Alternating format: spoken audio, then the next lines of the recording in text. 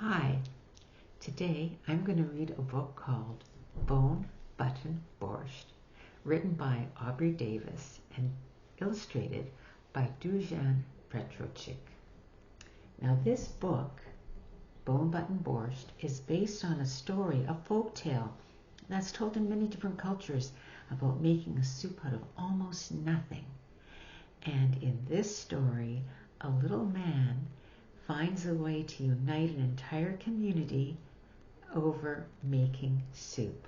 So, let's get started. Button Borscht. Oh, look at that. The table is set with a glass, a spoon, a fork, a knife, salt and pepper, and a bone button. One dark winter's night, a ragged little beggar hobbled along a lonely road. It was snowy and bitter cold, but in his head it was warm and rosy. He saw a blazing fire and a fireplace and a table loaded with bowls of borscht, Kigel, noodle pudding, roast chicken, fruit, nuts, and a jug of wine. And his host was saying, "More chicken, Mr. Beggar?" And he was saying, "Oh, I couldn't eat another bite." There's nothing like being a beggar, he thought. Such good it brings out in people. They share, they give, and me, I get a little something. It's perfect. The beggar reached the crest of a hill. He peered out through the driving snow into the night. So, where's the town? He asked himself. There should be a town at the bottom of this hill. I can't see it. As he walked downhill, small, shadowy houses slowly took shape on his left and on his right. "Fine," he said. "Now I see the town. But where are the lights? Where are the people?" He knocked on a door. "Please, a little food for a starving beggar," he cried. A face appeared in the frosty window, then vanished. There were footsteps, and then silence. The beggar went to another house and knocked. "Please help me. I'm hungry and cold." "Go away," called a voice from within. "Just let me in, for a few minutes even." "No, go away." So the beggar moved on from house to house, door to door, but no one would help him. What is wrong with these people, he wondered. He trudged further down the road. Suddenly, he spotted a thin light in the snow.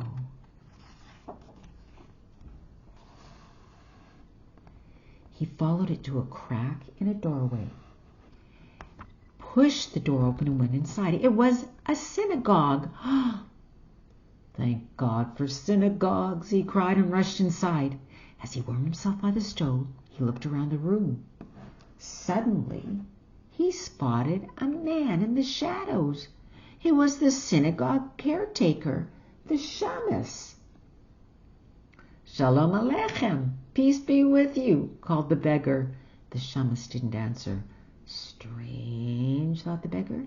A glimmer crept into his eye, and the corners of his mouth turned up ever so slightly. He had an idea. He grabbed one of the bone buttons on his coat and tugged. Chick! Off came the button. Chick, chick! Off came two more. Chick! And another. Chick! And another. Still, the shamus didn't speak. But now he was looking at the beggar. Now he was curious. The beggar counted the buttons. There were 5. "Oi! If only I had one more button," he said. The shamus said nothing. "Oi! If only I had one more button." Still the shamus was silent. "Oi! If only I had one more button." Finally the shamus spoke. Look, mister, I won't give you a button. Nobody in this town will give you a button. Why not? Asked the beggar. Because we're poor, Mr. Beggar. We don't give to each other anymore. So why should we give even a button to a stranger? Why? Asked the beggar. Because with one more button, I could make us a soup. I could make a nice hot borscht. That's ridiculous, scoffed the Shummus. Impossible. Nobody makes borscht from buttons. Mr. Shummus, said the beggar, I'm shocked. Haven't you ever heard of Button Borscht? Button Borscht? Asked the Shummus. Let me explain, said the beggar. These buttons in my hand are very special. With just one more button from you, I can make Button Borscht for the whole town. I can make you a miracle, Mr. Shummus. Naturally, the Shummus was very curious. All right, he cried, I'll get the button. And he ran to the door. Wait, called the beggar, I need bowls and cups and a knife and a ladle and a spoon. Oh, and a pot maybe? The Shummus sped down the road to the tailor's door and knocked.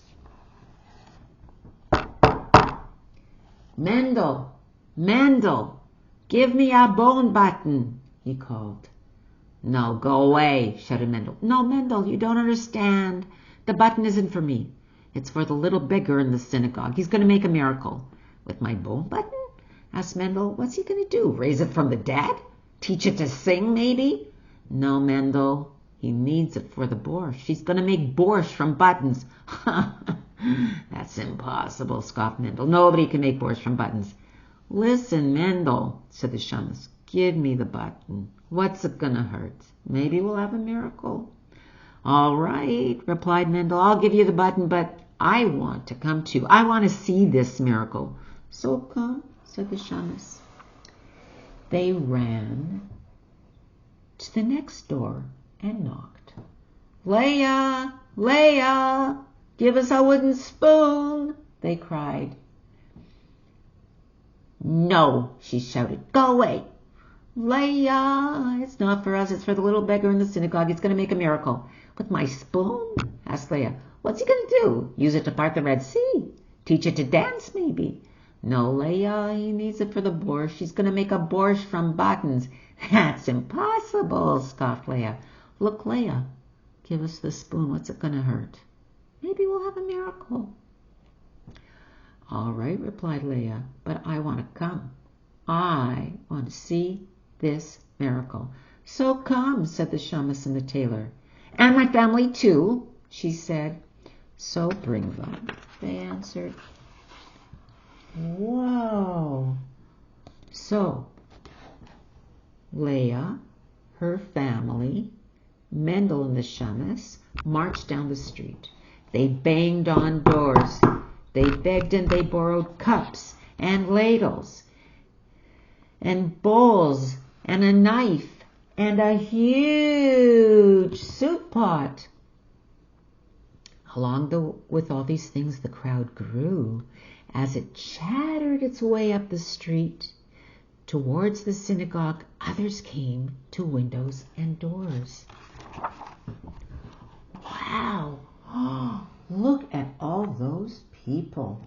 Incredible. Where are you going? They asked. What are you doing with the pot?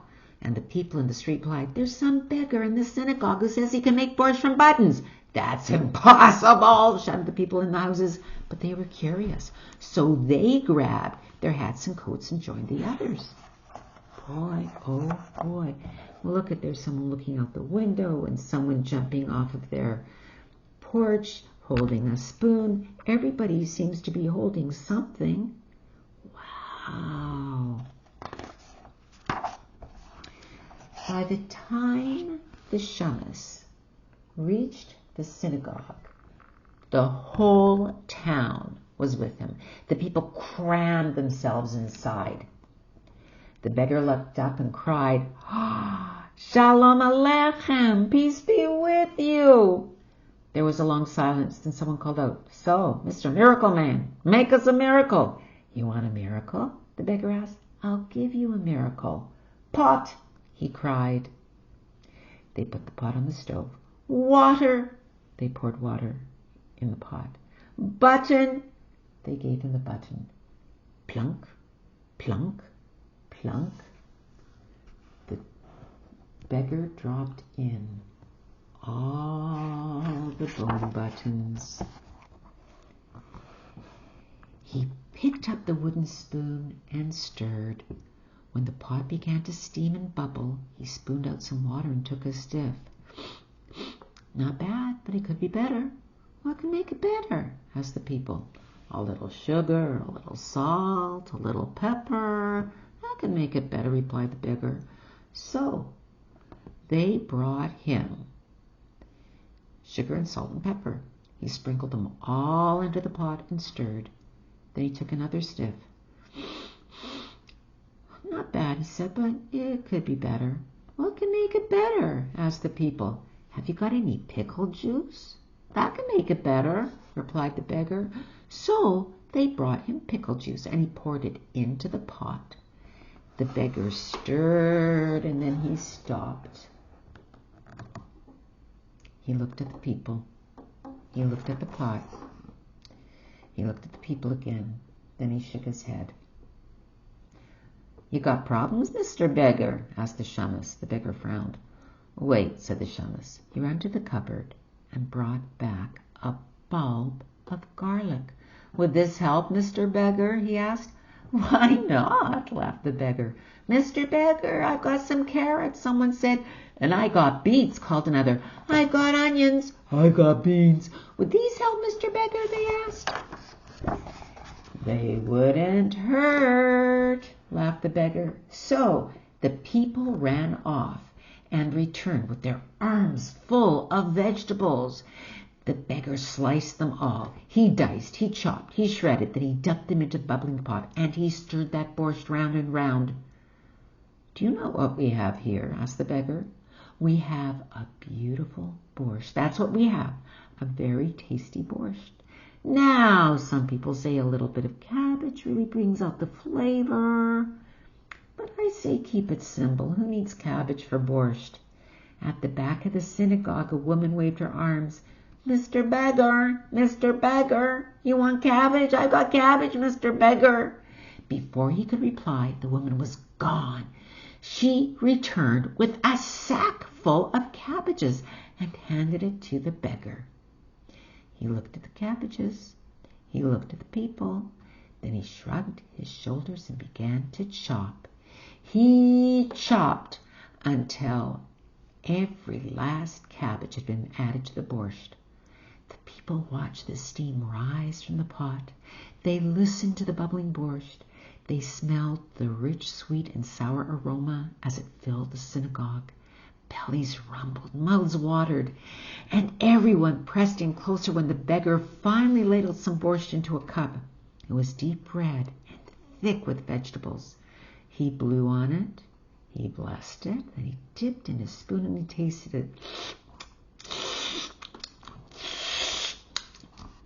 "So, Mr. Beggar, how does it taste?" The beggar smiled. "Not bad. Who wants to try some?" Everyone in the room rushed forward. They snatched cups. They grabbed bowls. "Borscht, borscht, borscht," they chanted. The beggar patiently ladled steaming hot borscht into every bowl and cup. Soon everyone was slipping and slurping borscht. Then the people raised their arms. They rolled their eyes towards heaven and they cried out, "Ah, delicious, perfectly delicious. This is the best borscht we ever tasted. The little beggar did it. He made borscht out of buttons. It's a miracle." Then, like magic, bread appeared and boiled potatoes and roast chicken and wine. The people ate and they laughed and they ate. Then they brought out accordions and violins and they sang and they danced for hour after delightful hour.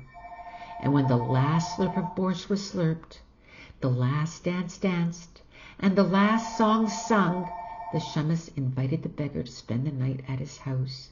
The next night, another family took him in, then another and another. One day, the beggar gathered the townfolk together to say goodbye. "Please don't go," they begged. "I must," he said, "but your buttons. How can we make borscht without your magic bone buttons?" "And how can I fasten my coat without buttons?" asked the beggar. "How can I keep warm without buttons?" So they traded with the beggar. They gave him brass buttons for bone buttons. Then the beggar left. They never saw him again. The years passed. One by one the beggar's bone buttons were lost. But it's a strange thing, a wonder perhaps. The townsfolk learned that they didn't really need the buttons. They learned to make borscht without them. And they learned to help one another without borscht, even in hard times. That was the real miracle the beggar left behind. And look at that. Even the little cat is eating some borscht.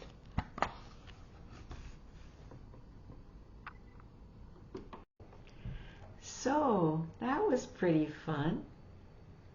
A whole town got to eat one pot of borscht because everybody brought something and they shared and they enjoyed it.